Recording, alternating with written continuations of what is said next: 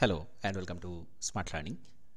আমরা এখানে class 12-এর NCERT political সায়েন্সের পার্ট 2 অর্থাৎ ভারতের যে রাজনীতি, স্বাধীনোত্তর ভারতের রাজনীতি, সেটা সেই অংশটা থেকে সেই বইয়ের সেই অধ্যায়গুলো দেখব, কী কী অধ্যায় রয়েছে এবং আমরা সেটা শুরু করব।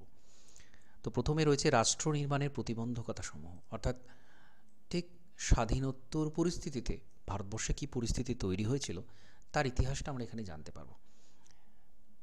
অর্থাৎ দেশ ভাগ, সেখান থেকে আমাদের যে তখন গণতন্ত্রের একটা বিরাট বড় উৎসব চলছে, কনস্টিটিউশন তৈরির অবস্থাটা এবং সংবিধান তৈরির সাথে সাথে দেশকে চালনা করার যে উদ্যোগ, সেটা কী কী নেওয়া হচ্ছে, কী কী নেওয়া সম্ভব হয়েছিল এবং কী কী প্রতিবন্ধকতা ছিল তার উপর এখানে হাইলাইট করা হয়েছে। দেশভাগ একটা অন্যতম প্রতিবন্ধকতা ছিল এবং ভারতের দারিদ্র্য ইত্যাদি অনেক রকম প্রতিবন্ধকতা ছিল, সেগুলো আমরা এখানে দেখব। দলীয় অধিপত্যের যুগ, তারপরে রাজনৈতিক দিক থেকে কোন কোন দলগুলো সেই সময় ছিল, কার আধিপত্য ছিল, কীরকম ছিল, সেটা আমরা এখানে জানব। পরিকল্পিত উন্নয়নের রাজনীতি অর্থাৎ প্ল্যানিং, আমরা ইকোনমিক প্ল্যানিং দেখি, এখানে প্ল্যানিংটাকে পলিটিক্যাল দৃষ্টিভঙ্গিতে দেখা হয়েছে। আর কি ভারতের সাথে বৈদেশিক সম্পর্ক ঠিক সেই সময় কেমন ছিল, তারপর কি পরিবর্তিত হয়েছে, এটা খুব ইন্টারেস্টিং টপিক। কংগ্রেসি ব্যবস্থার সমস্যা, তার পুনঃপ্রতিষ্ঠা, অর্থাৎ কংগ্রেসি সরকার যখন চলছিল সেটা, গণতান্ত্রিক ব্যবস্থার সংকট, অর্থাৎ এখানে মূলত ওই ইমার্জেন্সির সময় 1975 সালে লাস্ট যে ইমার্জেন্সি হয়েছিল, ইন্টারনাল ডিস্টারবেন্সকে উল্লেখ করে যে হয়েছিল সেটার কথা বলা আছে। তারপরে বিভিন্ন গণ আন্দোলন, কখন কোন সময়ে বিভিন্ন আন্দোলন হয়েছে, সরকারের ব্যর্থতা, সেই সব নিয়ে যে আন্দোলনগুলো ছিল সেটা জানবো। আঞ্চলিক প্রত্যাশা, রিজিওনাল এক্সপেক্টেন্সি, সারা ভারতবর্ষে এত বড় দেশ, সেখানে নানান জায়গায় নানা রকম এক্সপেকটেশন আছে, নানান মানুষের নানা রকম চাহিদা আছে, কারণ প্রত্যেক এত বড় দেশ, সেখানে তো একরকম চাহিদা থাকে না। সেইগুলো ভারতের রাজনীতির সাম্প্রতিক ঘটনাবলী, এটাও খুব ইন্টারেস্টিং একটা টপিক। সাম্প্রতিককালে ভারতের রাজনীতিতে কী ঘটনা ঘটেছে, তো এটা পুরোপুরি পলিটিক্যাল অ্যাঙ্গেলে একটা আলোচনা আছে। এটা মূলত আমরা বলতে পারি পলিটিক্যাল হিস্ট্রি, কারণ আমরা ইকোনমিক হিস্ট্রি পড়ি প্ল্যানিংয়ের মাধ্যমে, আর এখানে আমরা পলিটিক্যাল হিস্ট্রিটা পড়ব, ঠিক আছে। এখন আমাদের কম্পিটিটিভ এক্সামে এই জায়গাটা কোথায় কাজে লাগবে, এখানে কিন্তু ফ্যাকচুয়াল ইনফরমেশান খুব বেশি পাবো না আমরা, যে গণতন্ত্রে গণসভা যেটা ছিল সেই সময়, যেটা সংবিধান সভা ছিল, সেখানে কতজন লোক ছিল, তার মধ্যে কে কোন কমিটিতে ছিল, কি হয়েছিল, এই যে ফ্যাকচুয়াল জিনিসটা, এটা কিন্তু এখানে খুব কম। কিন্তু আমাদের সেই সময় পরিস্থিতি এবং তারপরে কিভাবে আমাদের পলিটিটা পরিবর্তিত হয়েছে তার ইতিহাসটা জানতে পারবো। এটা খুব গুরুত্বপূর্ণ একটা বিষয়। আমাদেরকে পলিটি বুঝতে গেলে এগুলো কিন্তু বুঝতে হবে।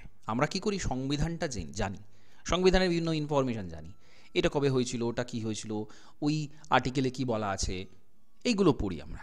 কিন্তু এখানে আমরা ওভারঅল আইডিয়াটা পাবো, পলিটিক্যাল হিস্ট্রিটা জানতে পারবো। এবং এখান থেকেও কিন্তু প্রশ্ন হয়, দেখবেন বিভিন্ন সময় কোন ওই ঘটনার সময় কে প্রধানমন্ত্রী ছিলেন, বা একটা কী কানেকশান আছে। সবচেয়ে বড় কথা, আমরা কানেকশান তৈরি করতে পারবো, আমরা সংযোগ তৈরি করতে পারবো যে এইগুলো কেন হয়েছে এবং কি হচ্ছে। পলিটিটা আমরা আরও ভালো করে বুঝতে পারবো, বুঝতে শিখব এখান থেকে। তো এই অধ্যায়ে কী কী বিষয় বলা আছে, যে স্বাধীন ভারতের প্রথম কয়েক বছর ছিল অত্যন্ত সমস্যাবহুল। ভারতের সবথেকে বড় সমস্যা ছিল রাষ্ট্রীয় ঐক্য এবং প্রাদেশিক অখণ্ডতা রক্ষা করা। এটা খুব বড় একটা কথা বলা আছে, কারণ ভারত যখন স্বাধীন হলো, ভারতের স্বাধীনতা আইন, সেখানে কি বলা ছিল, সেখানে বলা ছিল যে ভারতের যে প্রিন্সেলি স্টেটগুলো আছে, তারা মনে করলে ভারতে যোগ দিতে পারে, তারা মনে করলে পাকিস্তানে যোগ দিতে পারে, অথবা তারা মনে করলে স্বাধীন থাকতে পারে। তো অনেক প্রিন্সেলি স্টেট, দেশীয় রাজ্য, তারা কিন্তু ভারতে যোগ দিতে চায়নি বা তারা স্বাধীন থাকতে চেয়েছিল।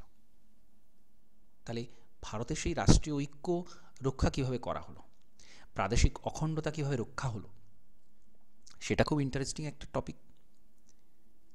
তো এই সমস্যাটা কিন্তু এসেছিল যে ভারত খণ্ড বিখণ্ড হয়ে যাবে না তো, এবং অনেক রাজনীতিবিদ, সারা বিশ্বের বড় বড় রাজনীতিবিদ, তারা বলেছিলেন যে ভারতবর্ষের অখণ্ডতা রক্ষা হবে না, এত বৈচিত্র্য রয়েছে এবং এমনভাবে বিভিন্ন জায়গাতে বিভিন্ন রিজনালিজম রয়েছে, সেই নির্দিষ্ট জায়গার বিচ্ছিন্ন হওয়ার একটা প্রবণতা আছে। সেটা এখনও আছে, যদিও ভারতবর্ষে বেশ কিছু জায়গা আছে যারা বিচ্ছিন্ন হতে চায়, আলাদা দেশ তৈরি করতে চায়। তো এই পরিস্থিতি খুব তাড়াতাড়ি আসবে স্বাধীনতার পরে পরেই, এরকম অনেক রাজনীতিবিদ মনে করেছিলেন। তো সেই জিনিসটা কিন্তু ফলপ্রসূ হয়নি ভবিষ্যতে। যাই হোক, সেই সময় একটা বড় সমস্যা ছিল যে কিভাবে রাষ্ট্রীয় ঐক্য বজায় রাখা সম্ভব হবে।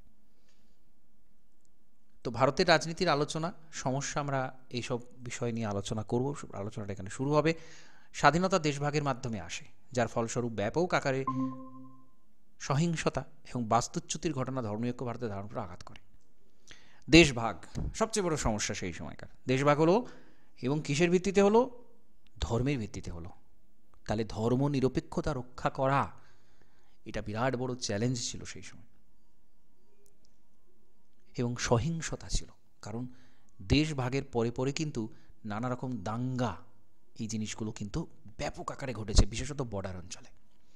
সেই করুণ পরিস্থিতি, সেটা এই অধ্যায়ে বেশ কিছুটা তার ছাপ রয়েছে, এটা আমাদের জানা প্রয়োজন। তবে আমরা ভারতকে বুঝতে পারবো, তবে আমাদের পলিটিক্যাল সিস্টেমটা বুঝতে পারবো।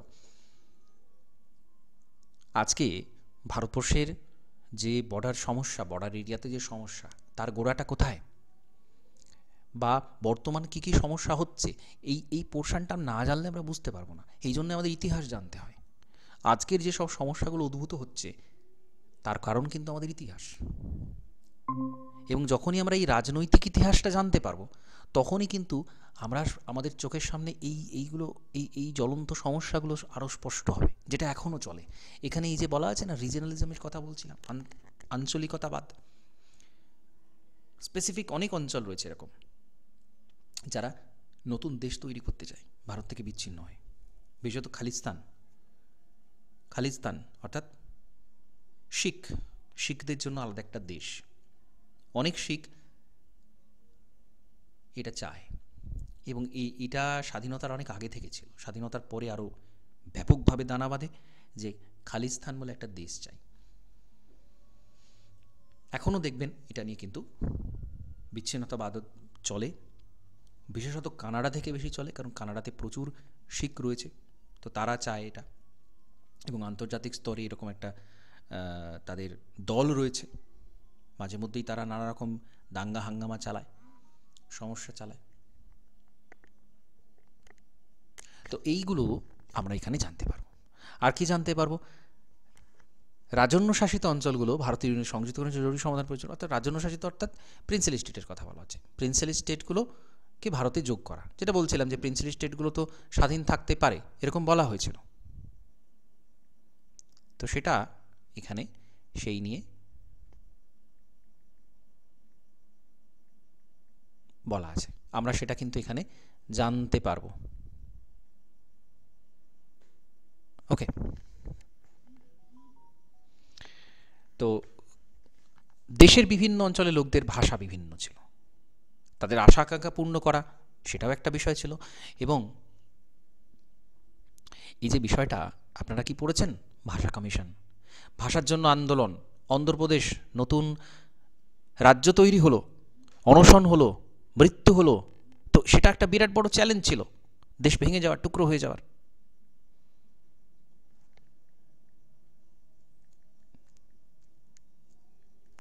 তো সেই পরিস্থিতি থেকে ভারতবর্ষ কী করে উতরে গেল, সেটা কিন্তু আমরা এই অধ্যায়ে জানতে পারব।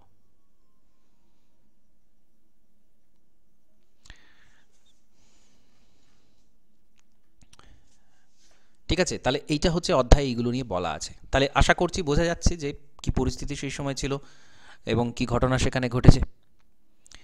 1947 সালে 14 এবং 15 আগস্ট মধ্যরাতে ভারত স্বাধীনতা অর্জন করে, অর্থাৎ পাকিস্তান এবং ভারতকে দুটো আলাদা করে দেওয়া। 14 তারিখ পাকিস্তান, 15 তারিখ ভারত। স্বাধীন ভারতের প্রথম প্রধানমন্ত্রী জওহরলাল নেহরু সেই রাতে গণপরিষদে বিশেষ অধিবেশনে ভাষণ দিয়েছিলেন। ঠিক আছে, স্বাভাবিক যে একজন প্রধানমন্ত্রী সেদিন রাতে, অর্থাৎ ঠিক 12টার সময় ভারত স্বাধীন হচ্ছে, এবং সেই সময় একটা গণপরিষদ তখন চলছে 1947, 46-এ 9 ডিসেম্বর প্রথম অধিবেশন ছিল, আমরা জানি। তখন অধিবেশনটা চলছে, তো রাত্রে একটা অধিবেশন ডাকা হলো এবং সেখানে উনি ভাষণ দিলেন। এই ভাষণটাকে ট্রাইস্ট উইথ ডেস্টিনি, নিয়তির সঙ্গে মিলন, এটাকে বলা হয়। তাহলে এখানে কিন্তু আমরা একটা এমসিকিউ তৈরি হওয়ার একটা ইনফরমেশান পাচ্ছি যে স্বাধীনতার দিন, এক্স্যাক্টলি স্বাধীনতার টাইমে জওহরলাল নেহরু একটা ভাষণ দিয়েছিল যেটাকে বলা হচ্ছে ট্রাইস্ট উইথ ডেস্টিনি। ভারতীয় জনগণ এই মুহূর্তের জন্য অপেক্ষা করছিল। ইতিহাস এটা পড়ানো হয়, ইতিহাস এই জায়গাটা পড়ানো হয়। স্বাধীনতার পরে আমরা আমাদের দেশকে গণতান্ত্রিক সরকারের মাধ্যমে পরিচালনা করব, এটা একটা বিষয় ছিল। গণতন্ত্র আমাদের মূল ভিত্তি হবে, রাজতন্ত্র হবে না, গণতন্ত্র হবে। সাধারণ মানুষ তার কে শাসন করবে, সেটা নির্বাচন করবে সাধারণ মানুষ, যেটা গণতন্ত্র, সেটা হবে। দ্বিতীয়ত, সরকার সবার স্বার্থে কাজ করবে, বিশেষত দরিদ্র, সামাজিকভাবে পিছিয়ে পড়া শ্রেণীর জন্য পরিচালিত হবে। অর্থাৎ সরকার কিন্তু কোনো শ্রেণী বিভাজন করবে না, সবার জন্য কাজ করবে। এবং মূলত এই যে ওয়েলফেয়ার, সাধারণ মানুষের জন্য কিছু করা, এটা কিন্তু করতে হবে। দেশ যখন স্বাধীন হলো তখন স্বাধীনতার প্রতিশ্রুতিকে বাস্তবের মাটিতে রূপ দেওয়ার সময় এসেছিল।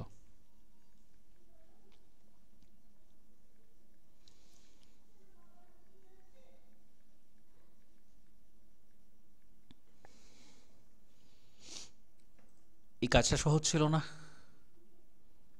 দেশ ভাগ হয়েছে এবং সহিংসতা প্রচুর, চারিদিকে দাঙ্গা হাঙ্গামা, বাস্তুচ্যুতি, প্রচুর মানুষ তারা বাস্তুচ্যুত হলো। বাস্তুচ্যুত মানে কি, একটা দেশের একটা অংশের লোক তারা অন্য জায়গায় চলে যাচ্ছে, ভারত থেকে পাকিস্তানে যাচ্ছে কিছু মানুষ, কিছু পাকিস্তান থেকে ভারতে আসছে, তার মানে তার ঘরবাড়ি, তার জমি জমা সম্পত্তি সমস্তটা ফেলে তাকে একদম সর্বহারা হয়ে দেশে আসতে হচ্ছে বা যেতে হচ্ছে। এটা বিরাট বড় সমস্যা। স্বাধীনতার সাথে আসা এই অশান্তি আমাদের নেতৃবৃন্দকে এটা ভুলে যেতে দেয়নি যে এই নতুন দেশ বহুবিধ সমস্যার সম্মুখীন।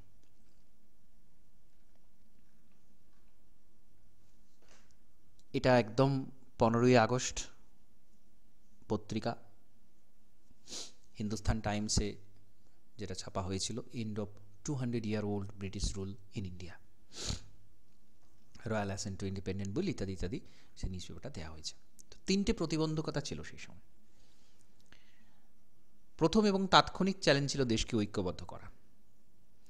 ভারত আকারে এবং বিবিধতা একটি মহাদেশের সমান। এখানকার জনগণ বিভিন্ন ভাষায় কথা বলে, বিভিন্ন সংস্কৃতি, বিভিন্ন ধর্ম। অনেকেই তখন বিশ্বাস করতেন যে এই ধরনের বিবিধতায় ভরপুর একটা দেশ দীর্ঘকাল এক থাকতে পারে না। দেশের বিভাজন জনগণের মনে এই আশঙ্কাকে সত্য বলে প্রমাণিত করেছিল। ভারতের ভবিষ্যৎ নিয়ে অনেক গুরুত্বপূর্ণ প্রশ্ন। ভারত কি ঐক্যবদ্ধ দেশ হিসেবে থাকতে পারবে? অর্থাৎ এই যে ভারতবর্ষ তৈরি হলো, নতুন ভারতবর্ষ 15ই আগস্ট স্বাধীন হলো, সেই ভারতবর্ষ কি থাকবে? ভারত কি জাতীয় ঐক্যকে রক্ষা করার জন্য অন্যান্য দেশকে বলিদান দেবে? অন্যান্য উদ্দেশ্যকে বলিদান দেবে?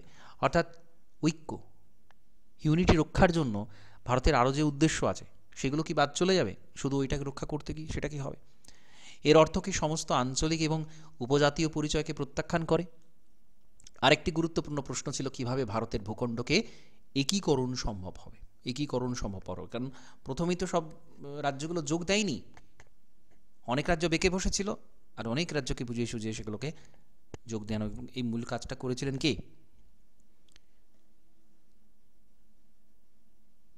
সেই সময় কে এই উদ্যোগটা নিয়েছিলেন যে ভারতবর্ষকে এক করতে হবে, প্রিন্সেলি স্টেটগুলো যেন ভারতে যোগ দেয় সেই ব্যবস্থা করতে হবে? কে সেখানে মূল উদ্যোক্তা ছিলেন? কে মূল সেই কাজটা করেছিলেন? বল্লভভাই প্যাটেল। তো এই জন্যে তাকে আমরা আয়রন ম্যান অফ ইন্ডিয়া বলি। বল্লভভাই প্যাটেলের বিরাট বড় অবদান আছে। সেই সময় হোম মিনিস্টার ছিলেন, স্বরাষ্ট্রমন্ত্রী ছিলেন, তো তার দায়িত্ব ছিল এটা যে ভারতকে এক করা, ভারতের অখণ্ডতা রক্ষা করা, ভারতের ইউনিটিকে রক্ষা করা। দ্বিতীয় হচ্ছে গণতন্ত্র প্রতিষ্ঠা করা। সংবিধানে প্রতিটা নাগরিকের মৌলিক অধিকার, ভোটাধিকার প্রদান করেছে এটা আমাদের সংবিধানে আছে, এবং ভারতের সংসদীয় শাসন ব্যবস্থা, পার্লামেন্টারি যে সিস্টেম, তার উপর প্রতিষ্ঠিত প্রতিনিধিত্বমূলক গণতন্ত্রকে গ্রহণ করেছে। প্রতিনিধিত্বমূলক গণতন্ত্র মানে আমরা আমরা কিন্তু ডাইরেক্ট ডেমোক্রেসি নয়। আমরা কি নিজেরা ডিসিশন নিই কি আইন হবে, সেটা আমরা ডিসিশন নিই না, আমাদের প্রতিনিধিরা নেয়। আমরা ভোটের মাধ্যমে যে প্রতিনিধিদের পাঠিয়েছি তারা ডিসিশন নেয়। তো এটাকে প্রতিনিধিত্বমূলক গণতন্ত্র বলা হয়। আমাদের গণতন্ত্রটা প্রতিনিধিত্বমূলক। আমরা রিপ্রেজেন্টেটিভ পাঠাই আমাদের হয়ে, তারা পার্লামেন্টে কথা বলে, আমাদের জন্য বলে। এই বৈশিষ্ট্যগুলো সুনিশ্চিত করে যে গণতান্ত্রিক কাঠামোর মধ্যে রাজনৈতিক প্রতিদ্বন্দ্বিতা অনুষ্ঠিত হবে। রাজনৈতিক প্রতিদ্বন্দ্বিতা হয়, বিভিন্ন দল, তাদের মধ্যে প্রতিদ্বন্দ্বিতা চলে এবং কোনো একটা দল সরকারে আসে। তো গণতান্ত্রিক সংবিধান প্রয়োজনীয়, কিন্তু গণতন্ত্র প্রতিষ্ঠার জন্য যথেষ্ট নয়। তো সংবিধানটাই তো সেটা প্রতিষ্ঠা করতে পারে না।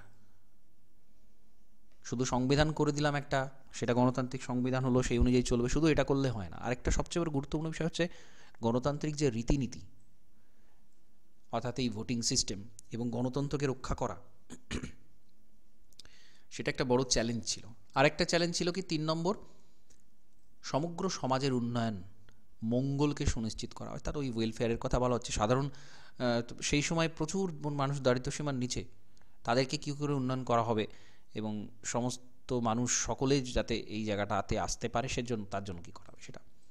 সংবিধানের ক্ষেত্রে স্পষ্টভাবে সামাজিক দিক থেকে সুবিধা বঞ্চিত গোষ্ঠী, ধর্মীয় সাংস্কৃতিক সম্প্রদায়ের জন্য সাম্য বিশেষ সুরক্ষা নীতি গ্রহণ করেছে। অর্থাৎ আমরা জানি আমাদের যে ডিপিএসপি আছে, directive principle of state policy, সেই ডিপিএসপিতে কিন্তু এই পিছিয়ে পড়া বঞ্চিত গোষ্ঠী, তাদের জন্য কেন করা হয়েছে? কারণ একটা ইকুয়াল জায়গাতে সবাইকে নিয়ে আসতে হবে। এই জন্য যারা পিছিয়ে পড়া তাদেরকে বেশি করে সুযোগ সুবিধা দেওয়ার কথা আমাদের সংবিধানেই বলা হয়েছে।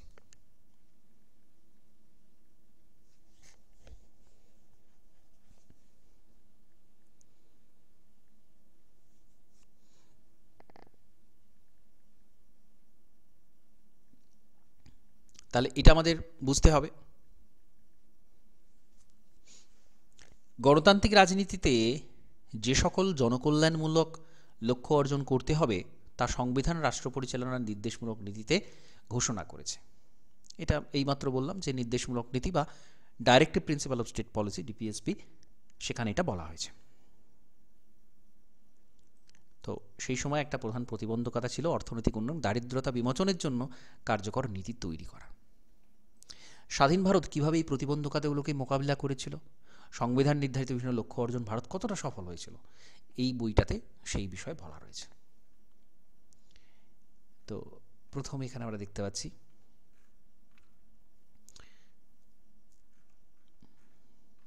এখানে বিভিন্ন নিউজ পেপারে বিভিন্ন জিনিস বলা রয়েছে। এইখান থেকে মূল বিষয়টা শুরু হয়েছে। বিভাজন, পার্টিশন, ডিসপ্লেসমেন্ট অ্যান্ড রিহ্যাবিলিটেশন, স্থানচ্যুত এবং পুনর্বাসন। অর্থাৎ যারা বাস্তুচ্যুত হলো, বাস্তুচ্যুত সমস্ত কিছু থেকে তারা মানে তাদের সব কিছু ত্যাগ করে দিতে হলো, তাদের পুনর্বাসন দেয়া।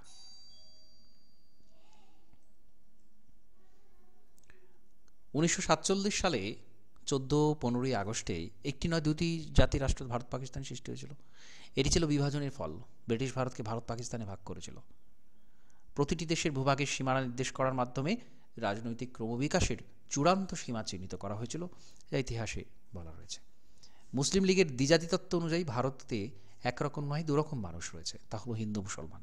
সেই কারণে তারা পাকিস্তান দাবি করেছিল, যা ছিল মুসলমানদের জন্য একটি পৃথক দেশ।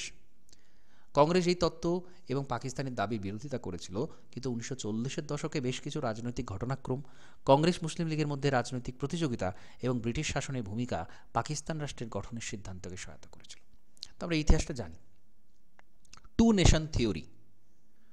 নেশন থিওরি এটা সৈয়দ আহমেদের একটা চিন্তাভাবনা ছিল, প্রাথমিক চিন্তাভাবনা। তারপরে সেটা আরও পরিপক্কতা লাভ করে মুসলিম লীগের প্রতিষ্ঠার পর থেকে ধীরে ধীরে সেটা আরও বেড়ে ওঠে তাদের মধ্যে, এবং আলটিমেটলি 1940-এর শুরুতেই মুসলিম লীগের লাহোর সেশনে তারা সিদ্ধান্ত নেয় যে পাকিস্তান নামক একটা রাষ্ট্র আমাদের চাই। এবং তার গোড়া ছিল দ্বিজাতি তত্ত্ব, যে হিন্দু এবং মুসলিম এরা দুরকমের মানুষ, এরা একভাবে থাকতে পারে না, তার জন্য দুটো আলাদা দেশ দরকার। এবং এই তত্ত্ব ধীরে ধীরে তারা প্রতিষ্ঠা করে তবে ছাড়ে। তাহলে এই ছিল মূল বিষয়। এবার প্রসেস অফ পার্টিশন, কিভাবে এটা ভাগ হবে। এটা শুধু বেদনাদায়ক ছিল না, সিদ্ধান্ত গ্রহণ করা, বাস্তবায়ন করা ছিল কঠিন। ধর্মীয় সংখ্যাগরিষ্ঠতার নীতি অনুসরণ করার সিদ্ধান্ত নেওয়া হয়েছিল।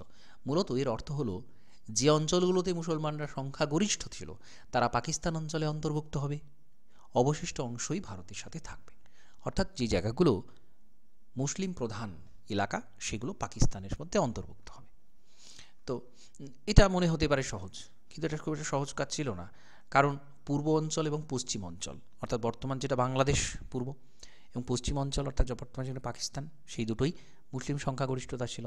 এই দুটো অঞ্চলকে একত্রিত করার কোনো উপায় ছিল না। সুতরাং সিদ্ধান্ত নেওয়া ছিল পাকিস্তান নামে নতুন দেশ দুটি অঞ্চল নিয়ে গঠিত হবে, যা হলো পশ্চিম পাকিস্তান এবং পূর্ব পাকিস্তান। এটা নিয়ে গঠিত হবে। এই দুটি অঞ্চল ভারতের বিস্তীর্ণ ভূভাগ দ্বারা বিচ্ছিন্ন ছিল, বাংলাদেশ, পাকিস্তান বাংলাদেশ দুটো অংশ। দ্বিতীয়ত, সকল মুসলিম সংখ্যাগরিষ্ঠ অঞ্চল পাকিস্তানে থাকতে চায়নি, এটা একটা সমস্যা ছিল। উত্তর পশ্চিম সীমান্ত প্রদেশের অবিসংবাদিত নেতা সীমান্ত গান্ধী নামে পরিচিত খান আব্দুল গফর খান দ্বিজাতি তত্ত্বের তীব্র বিরোধী ছিলেন, এটা আমরা জানি। উত্তর পশ্চিম সীমান্ত গান্ধী বলা হতো আব্দুল গফর খানকে। তো তিনি এটা মানতে চাননি। অবশেষে তার দাবিকে উপেক্ষা করা হয়েছিল এবং উত্তর পশ্চিম সীমান্ত প্রদেশকে পাকিস্তানের সাথে যুক্ত করা হয়েছিল। তো এটা একটা গুরুত্বপূর্ণ দিক, তার দাবি কেউ কিন্তু মানতে চায়নি। তৃতীয় সমস্যাটা হচ্ছে, ব্রিটিশ ভারতের দুটি মুসলিম সংখ্যাগরিষ্ঠ প্রদেশ পাঞ্জাব এবং বাংলায় এমন অনেক বিস্তীর্ণ অঞ্চল ছিল যেখানে অমুসলিমদের সংখ্যাগরিষ্ঠতা ছিল। এটা একটা গুরুত্বপূর্ণ দিক, যে কারণে দেশভাগের পর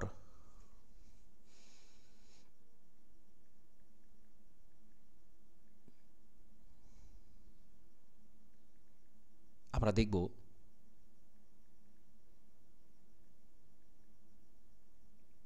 যে একটা অঞ্চলকে ভাগ করে দেওয়া হলো এবং সেখানে কোথাও কোথাও আবার হিন্দু বা অমুসলিম তাদের সংখ্যা বেশি রয়েছে। তাহলে কি হবে? তাদের সুযোগ দেওয়া হলো যে তারা মনে করলে যে কোনো দেশে পাড়ি দিতে পারে। তখনই কিন্তু আরও সমস্যার তৈরি হলো, উদ্বাস্তু সমস্যা, যে এই দেশে এরা বেশি রয়েছে সংখ্যা, তাহলে এদেরকে কিন্তু অন্য দেশে চলে আসতে হবে।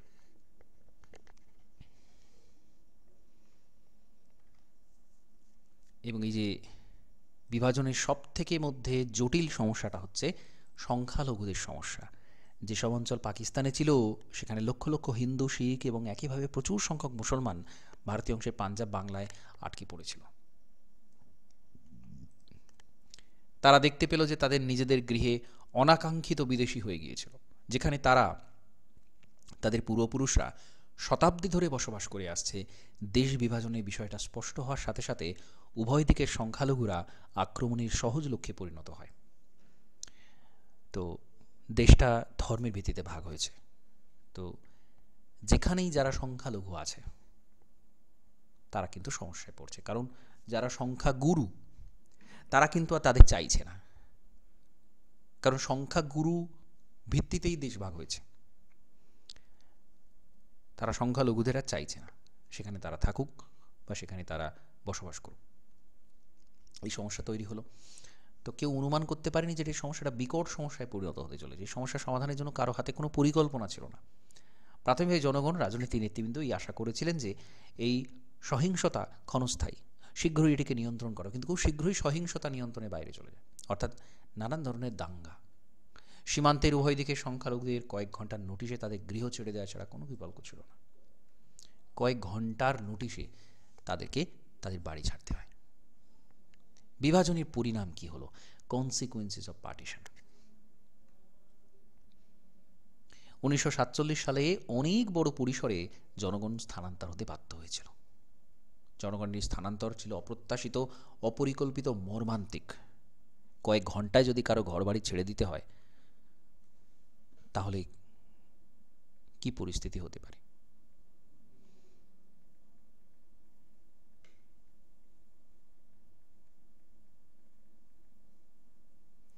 তো এখানে আমরা একটা ছবি দেখতে পাচ্ছি, ট্রেনে কিভাবে মানুষ ঝুলতে ঝুলতে এক দেশ থেকে অন্য দেশে পাড়ি দিচ্ছে।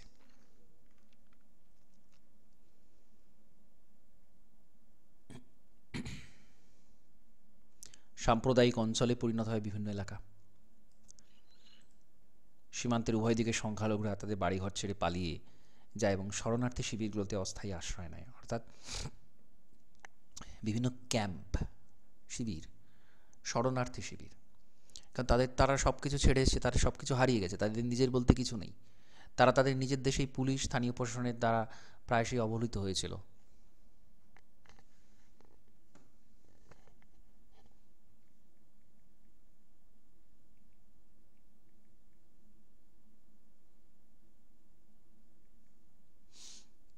নতুন সীমান্তের অন্যদিকে যাতায়াতের জন্য তারা বিভিন্ন মাধ্যম ব্যবহার করেছিল, এমনকি তারা পায়ে হেঁটেও গিয়েছিল।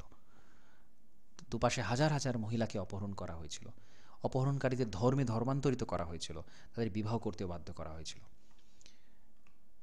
এবং অনেক ক্ষেত্রে পরিবারের সম্মান রক্ষার জন্য তাদের পরিবারের সদস্যরা মহিলাদের হত্যা করেছিল।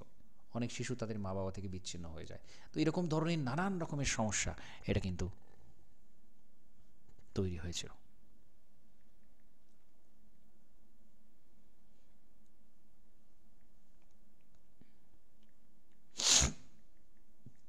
তাহলে এই ঘটনায় মর্মান্তিক ঘটনা ঘটে। ভারত পাকিস্তানের লেখক, কবি, চলচ্চিত্র নির্মাতাদের উপন্যাস, ছোট গল্প, চলচ্চিত্রগুলোতে হত্যার নির্মমতা, বাস্তুচ্যুত সহিংসা এইসবগুলো প্রকাশ পেয়েছে। তাহলে এটা একটা বিরাট বড় সমস্যা ছিল। কাগজের ক্লিপ, বই, পুলিশ ব্যান্ডের বাদ্যযন্ত্রগুলোর মতো জিনিসগুলো বিভাজিত হয়েছিল। সরকার এবং রেলওয়ে কর্মীদেরও বিভক্ত করা হয়েছিল। সর্বটি ছিল এমন সম্প্রদায়গুলো সহিংস বিচ্ছেদ প্রতিবেশী হিসেবে তখনও তারা একত্রে বসবাস করেছিলেন কিছুদিন আগে পর্যন্ত। অনুমান করা হয় দেশভাগের কারণে প্রায় ৮০ লক্ষ মানুষকে নিজের ঘরবাড়ি ছেড়ে সীমান্ত পেরিয়ে যেতে বাধ্য হয়েছিল। দেশ বিভাজন সম্পর্কিত সহিংসতায় ৫ থেকে ১০ লক্ষ মানুষ মারা গিয়েছিল।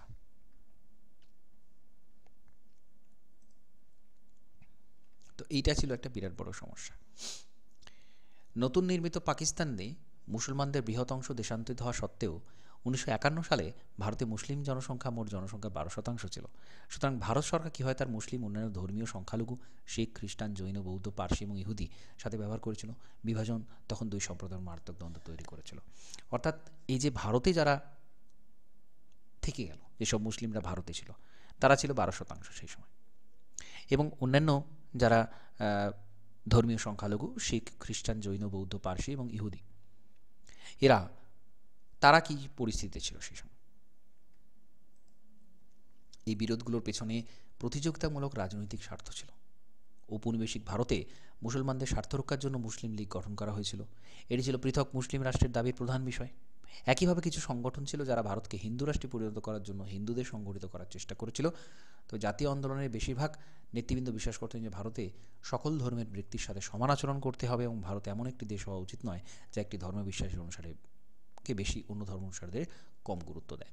তো এটা একটা দিক যে ভারতবর্ষ কীভাবে ধর্মনিরপেক্ষ থাকবে, কারণ ধর্মের ভিত্তিতে দেশটা ভাগ হয়েছে। মুসলিম লীগ তাদের জন্য একটা দেশ তৈরি করে নিয়েছে এবং যারা ভারতকে হিন্দু রাষ্ট্রে পরিণত করার চেষ্টা করছিলেন, সেটাকে এড়িয়ে কীভাবে ধর্মনিরপেক্ষ থাকা যায় সেটা এখানে বলা হচ্ছে।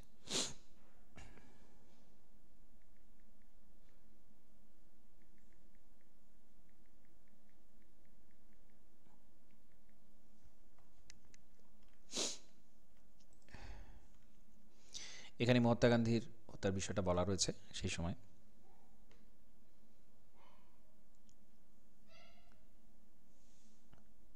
গান্ধীজি দিল্লি চলে আসেন বিভাগের পর। বৃহৎ আকারে সহিংসতা শুরু হয়েছিল। ভারতে মুসলমানদের মর্যাদার সহিত সমনাগরিকতা নিয়ে থাকার ব্যাপারে গান্ধীজি গভীরভাবে উদ্বিগ্ন ছিলেন। অর্থাৎ মুসলিমদেরও কিন্তু সমান অধিকার দিতে হয়, এটা নিয়ে গান্ধীজি উদ্বিগ্ন ছিলেন। ভারত পাকিস্তানের সম্পর্ক নিয়েও তিনি উদ্বিগ্ন ছিলেন। পাকিস্তানকে দেয়া আর্থিক সাহায্যের প্রতিশ্রুতি রক্ষা না করার জন্য তিনি ভারত সরকারের প্রতি অসন্তুষ্ট ছিলেন। পাকিস্তানকে আর্থিক সহায়তা দেওয়ার কথা তখন হয়েছিল। এই সমস্ত বিষয় মাথায় রেখে তিনি 1948 সালে জানুয়ারিতে অনশন শুরু করেন, যা অন্তিম অনশন ছিল। কলকাতার মতো তার এই অনশন দিল্লিতে নাটকীয় প্রভাব ফেলে। সাম্প্রদায়িক উত্তেজনা, সহিংসতা হ্রাস পায়। দিল্লি তার আশপাশের অঞ্চলে মুসলমানগণ নিরাপদে তাদের ঘরে ফিরে আসতে শুরু করে। ভারত সরকার পাকিস্তানকে তার প্রাপ্য মিটিয়ে দিতে সম্মত হয়। গান্ধীজি সেই সময় অনশন করেছিল। গান্ধীজি এই কাজগুলো অনেকের পছন্দ হয়নি। উভয় সম্প্রদায়ের চরমপন্থীরা তাদের এই অবস্থার জন্য গান্ধীজিকে দায়ী করেছিল। যারা চেয়েছিল হিন্দুরা প্রতিশোধ নেবে বা ভারত একটু হিন্দু রাষ্ট্র হবে, সেরকমভাবে পাকিস্তান মুসলিম রাষ্ট্র হয়েছিল, তারা গান্ধীজিকে অপছন্দ করতেন। গান্ধীজিকে মুসলিম পাকিস্তানের স্বার্থ রক্ষার জন্য অভিযুক্ত করেছিলেন। গান্ধীজি ভেবেছিলেন এইসব লোকেরা বিপদগামী। যাই হোক, এইখানে তারপরে তাকে হত্যা করা হয় 30 জানুয়ারি 1948। যেহেতু তিনি পাকিস্তানের প্রতি কিছু সহমর্মিতা দেখিয়েছিলেন, সেই কারণে তাকে পরবর্তীকালে হত্যা করা হয়।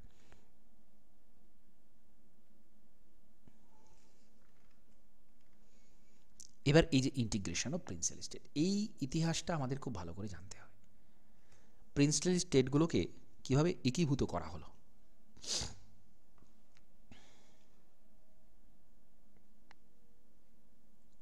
স্বাধীনতার কিছুদিন আগে ব্রিটিশরা ঘোষণা করেছিল ভারতবর্ষে তাদের শাসনের অবসানের সাথে সাথে রাজপরিবারের ওপর ব্রিটিশ শাসনেরও অবসান হবে, অর্থাৎ প্রিন্সেলি স্টেটগুলো স্বাধীন হচ্ছে।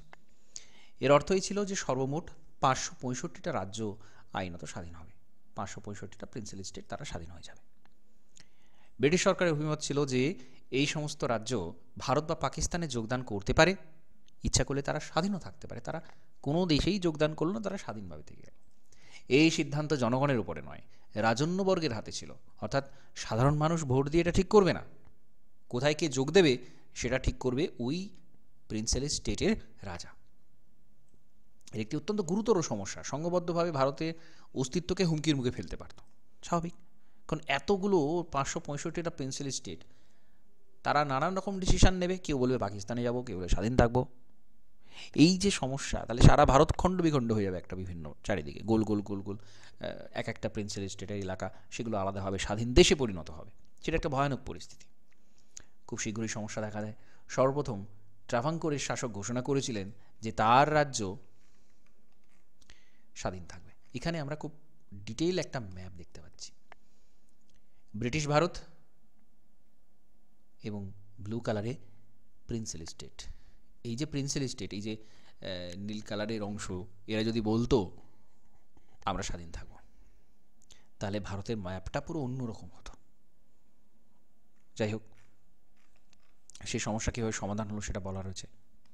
ত্রাভাঙ্কুরের রাজা বলছে আমি স্বাধীন থাকবো। হায়দ্রাবাদের নিজামও এক কথা ঘোষণা, হায়দ্রাবাদ স্বাধীন থাকবো। ভোপালের নবাবের মতো শাসকগণ গণপরিষদে যোগদানে বিরোধী ছিলেন। ভোপালের রাজা, তিনি গণপরিষদে যোগ দিতে চাননি। রাজন্য শাসিত রাজ্যের শাসকদের এসব প্রতিক্রিয়ার অর্থ ছিল স্বাধীনতার পর ভারত অনেক ছোট ছোট দেশে বিভক্ত হয়ে যাওয়ার সম্ভাবনা। এইসব রাজ্যের জনগণের জন্য গণতন্ত্রের সম্ভাবনা খুব ক্ষীণ দেখাচ্ছিল। তা এই যে রাজ্যগুলো যেখানে রাজারা স্বাধীন থাকতে চাইছে, তাহলে সেখানে তো রাজতন্ত্র চলবে, সেখানে তো গণতন্ত্র চলবে না। তাহলে সাধারণ মানুষের সেখানে দুর্গতি হবে। এটা একটা অদ্ভুত পরিস্থিতি। কারণ ভারতীয় স্বাধীনতার লক্ষ্য ছিল ঐক্য, আত্মনিয়ন্ত্রণের পাশাপাশি গণতন্ত্র। অধিকাংশ রাজন্য শাসিত রাজ্যগুলোতে অগণতান্ত্রিক পদ্ধতিতে শাসন কার্য পরিচালিত হচ্ছিল এবং শাসকরা তাদের জনগণকে গণতান্ত্রিক অধিকার দিতে ইচ্ছুক ছিলেন না। খুব স্বাভাবিক। রাজার হাতে যদি ক্ষমতা থাকে, তাহলে সেই রাজা কোনোদিনই চাইবে না যে সাধারণ মানুষের হাতে ক্ষমতা চলে যাক।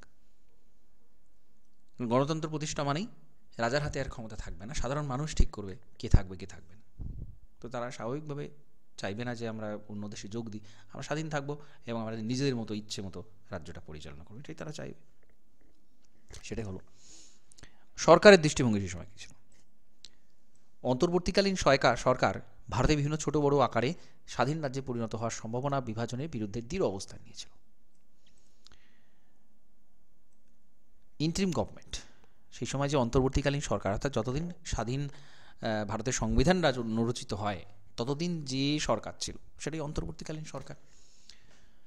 সাধারণ ভোট হয়েছে 1951-তে। তার আগের যে সরকারটা ছিল সেটা সম্পূর্ণটাই ছিল ইন্টারিম, অন্তর্বর্তীকালীন। তো সেখানে কি বলা হলো? মুসলিম লীগ ভারতীয় জাতীয় কংগ্রেসের বিরোধিতা করে এবং তাদের অভিমত ছিল যে রাজ্যগুলোকে তাদের পছন্দ যে কোনো রাস্তা অবলম্বন করে স্বাধীনতা প্রদান করে। স্বাধীনতা লাভের পরই এক গুরুত্বপূর্ণ সময় সর্দার প্যাটেল ভারতের উপপ্রধানমন্ত্রী এবং স্বরাষ্ট্রমন্ত্রী হয়েছিলেন। সেই সময় তিনি রাজন্য শাসিত শাসকদের দৃঢ়তার সাথে কিন্তু কূটনৈতিকভাবে আলোচনা করে তাদের বেশিরভাগকে ভারতীয় যুক্তরাষ্ট্রে অন্তর্ভুক্ত করার ক্ষেত্রে ঐতিহাসিক ভূমিকা পালন করেছেন। এখানে এই বিষয়টা বলা আছে। বল্লভভাই প্যাটেল এখানে কিন্তু বিরাট বড় একটা ভূমিকা পালন করেছেন। এই কাজটা এখন সহজ মনে হতে পারে, কিন্তু এটা ছিল অত্যন্ত জটিল কাজ, যেখানে দৃঢ় প্রত্যয়ের প্রয়োজন ছিল। উদাহরণস্বরূপ আজকে উড়িষ্যায় 26টা ছোট ছোট রাজন্য শাসিত রাজ্য ছিল বর্তমান উড়িষ্যাতে। গুজরাটের সৌরাষ্ট্র অঞ্চলে 14টা বড় রাজ্য ছিল, 119টা ছোট রাজ্য এবং অন্যান্য বিভিন্ন প্রশাসন ছিল গুজরাটে। তাহলে এদের সবাইকে ভারতে যোগ দেয়ানো এটা কিন্তু সহজ ছিল না। সরকারের দৃষ্টিভঙ্গি 3টি উদ্দেশ্যে দ্বারা পরিচালিত। প্রথমত, বেশিরভাগ রাজনশাসিত অঞ্চলের জনগণই স্পষ্টতই ভারতীয় যুক্তরাষ্ট্রের অংশ হতে চেয়েছিল, এটা একটা দিক। সাধারণ জনগণ তারা কি চাইবে? তারা চাইবে স্বাভাবিক ভারতে যোগ দেবো, কারণ ভারতে গণতন্ত্র থাকবে। দ্বিতীয়ত, সরকার কয়েকটা অঞ্চলকে স্বায়ত্তশাসন দেওয়ার ব্যাপারে নমনীয় মনোভাব গ্রহণ করতে ইচ্ছুক ছিল। ভারত সরকার বৈচিত্র্যতাকে বজায় রাখার জন্য বিভিন্ন অঞ্চলের দাবিগুলো পূরণ করার ক্ষেত্রে নমনীয় দৃষ্টিভঙ্গি গ্রহণের পক্ষপাতী ছিল। দাবি দেওয়া, যেই একটা প্রিন্সিলি স্টেটকে ভারতে যোগ দেওয়ার কথা বলা হবে, সে কি করবে? সে তার নিজস্ব সেবা, তাহলে আমি কি পাবো, ভারতবর্ষে যোগ দিলে আমি কি পাবো, এটা তারা নিশ্চয়ই বলবে। তো সেইখানে ভারত নমনীয় একটা অবস্থান নিয়েছিল সেই জায়গাতে। তৃতীয়ত, দেশ বিভাজনের পরিপ্রেক্ষিতে প্রাদেশিক সীমানা নির্ধারণের বিষয়টা এই প্রক্রিয়ার কেন্দ্রবিন্দুতে পরিণত হয়। এর ফলে দেশের প্রাদেশিক সীমানার একীকরণ, সমন্বয় সাধারণ বিষয়টা গুরুত্বপূর্ণ হয়।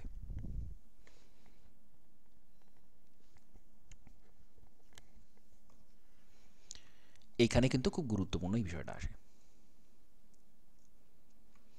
1947 সালের 15ই আগস্টের পূর্বে শান্তিপূর্ণ আলোচনার ফলে প্রায় সমস্ত রাজ্য শাসিত রাজ্য তাদের সীমানা ভারতের নতুন সীমানার সাথে যুক্ত হয়েছিল, তারা ভারতীয় যুক্তরাষ্ট্রে অন্তর্ভুক্ত হয়।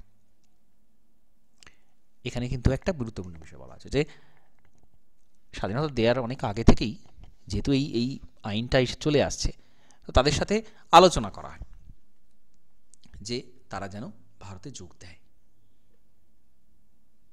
এবং বেশিরভাগ রাজ্যের শাসকরা ইনস্ট্রুমেন্ট অফ অ্যাসেশন বা সংযুক্তিকরণের দলিল, এটা খুব গুরুত্বপূর্ণ একটা টার্ম।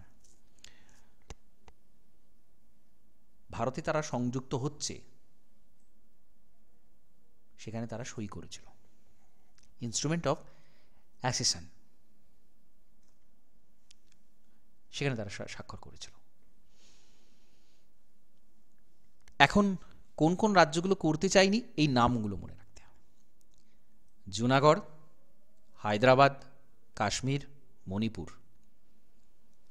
এসব রাজ্য রাজন্য শাসিত রাজ্য সংযুক্তিকরণ অন্য রাজ্যগুলির সংযুক্তিকরণের তুলনায় কঠিন প্রমাণিত হয়েছিল। এরা চট করে দিতে চায়নি যোগ। জুনাগড়ের সমস্যাটি সমাধান করা হয় তখন যখন সেখানকার জনগণ গণভোটের মাধ্যমে ভারতের সাথে যুক্ত হওয়ার ইচ্ছা প্রকাশ করে। জুনাগড়কে, তাহলে জুনাগড়ে সাধারণ মানুষ চেয়েছিল, জুনাগড়কে যোগ দিতে বাধ্য করা হয়। কাশ্মীরের বিষয়টা আমরা জানি একটা আলাদা রকম ব্যাপার ছিল। কাশ্মীর সমস্যার সমাধান হয়েছে বলা যায় কিছুটা 2019 সালে, যখন 370 ধারা তুলে দেওয়া হয়। ততদিন পর্যন্ত কিন্তু কাশ্মীর যোগ দিয়েছিল বটে, কিন্তু তাদের নানান রকমের সুযোগ সুবিধা ইত্যাদি ইত্যাদি দেয়া বা তাদের আলাদা পতাকা, আলাদা সংবিধান, এইসব বিষয়গুলো ছিল ততদিন পর্যন্ত। সেই যে সমস্যার গোড়া, সেটা চলছিল এতদিন। যাই হোক, হায়দ্রাবাদ মণিপুরে কীভাবে যোগ দিল, হায়দ্রাবাদের নিজামের সাথে সর্দার প্যাটেল। যাই হোক, হায়দ্রাবাদে কী ঘটনা ঘটেছিল, তারপরে মণিপুরে কী ঘটনা ঘটেছিল, এইগুলো আমরা এখানে জানবো। যাই হোক, এই অংশটা আমি আলোচনা নেক্সট দিন করব। খুব ইন্টারেস্টিং টপিক এগুলো, যে একটা রাজ্য সে স্বাভাবিকভাবে চাইবে স্বাধীন থাকতে, যোগ দেবো না, কারণ আমি সে রাজা চাইবে আমি আমার নিজের মতো দেশকে চালাবো, আমি বংশ পরম্পরায় এই সুবিধাটা আমি ভোগ করবো, এটা যে কোনো রাজ্য চাইবে। কিন্তু তাদেরকে যোগ দেয়ানো এবং যারা চাইছে না সবচেয়ে বড় কথা তাদেরকে যোগ দেওয়ানো, কী পদ্ধতিতে যোগ দেওয়া হয়েছিল, এখানে সেই গল্পটা বলা আছে। তো এটা আমরা নেক্সট দিন আলোচনা করব। তাহলে আজকের ক্লাসটা এখানে কমপ্লিট করছি। নমস্কার।